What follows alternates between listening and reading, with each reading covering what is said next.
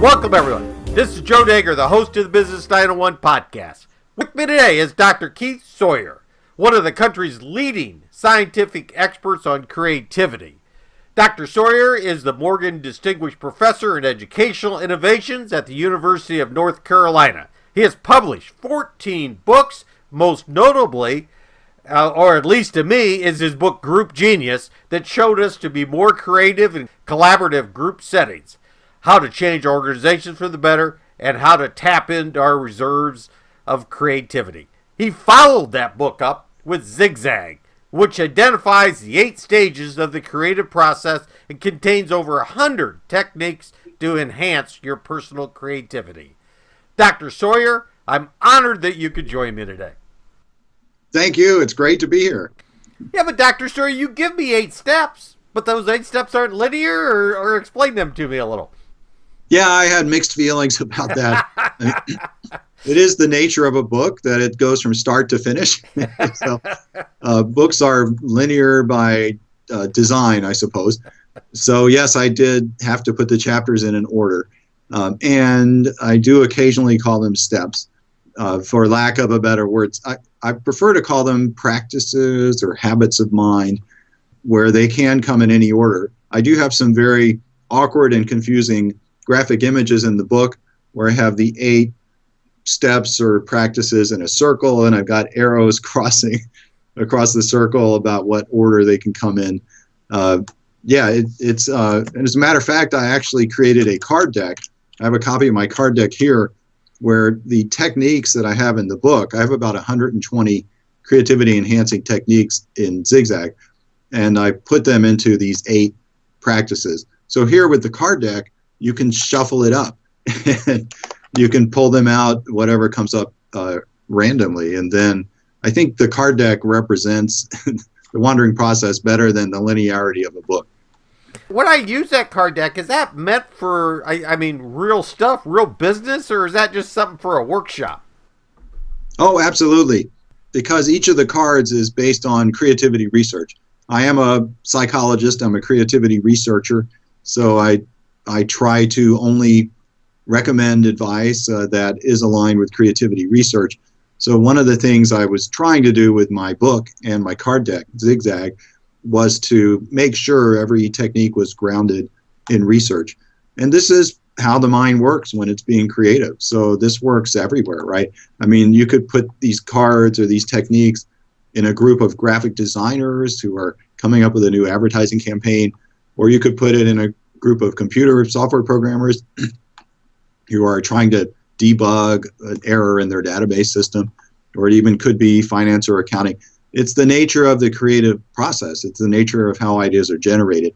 It really doesn't change depending on the industry, or whether you're in a business, or whether you're in a workshop, or whether you're at a nonprofit board of directors trying to figure out how to raise money.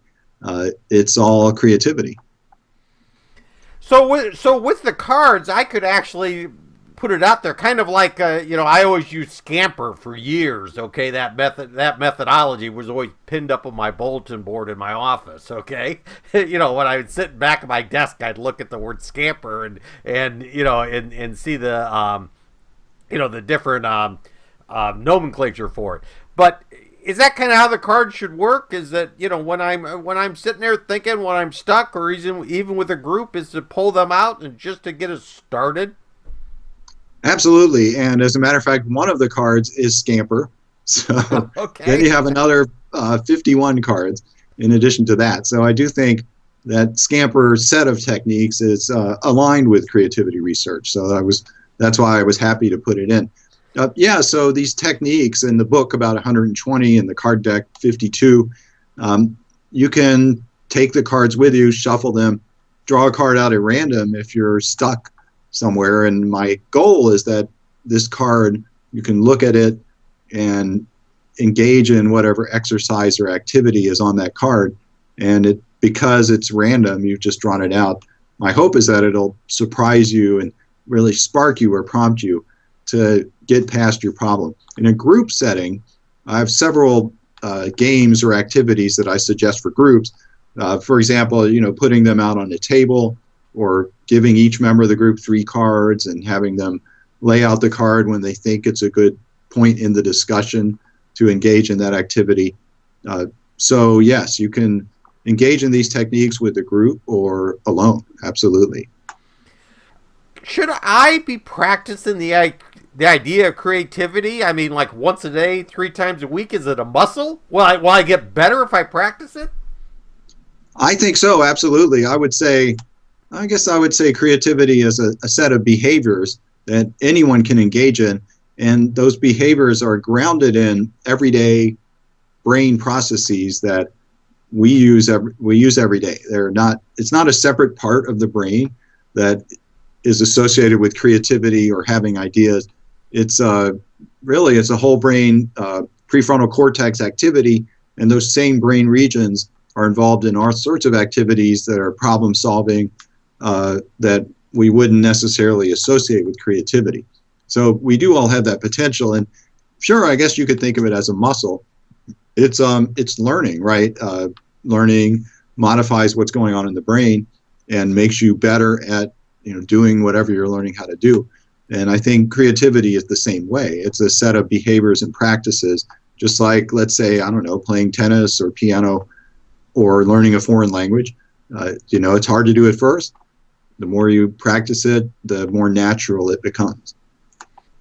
What's the best way for someone to learn more about what you're doing, keeping track of it, and maybe information about the book? Is there a particular website or anything? If anyone's interested in creativity and innovation, I hope you'll follow my blog, my Twitter handle. My blog post is keithsawyer.wordpress.com. You can link to everything from my website, which is my own name. It's keithsawyer.com, which will keep you up to date on my keynote talks and my consulting engagements and my latest publications. My Twitter handle is Dr. Keith Sawyer, Dr. Keith Sawyer. By the time I got around to getting on Twitter, Keith Sawyer was already taken.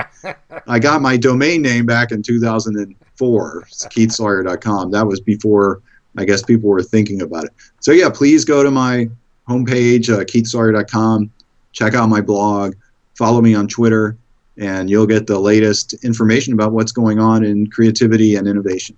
I admire your work. I'm jealous that you get to work on the North Carolina campus. I have hardly ever been to a prettier campus.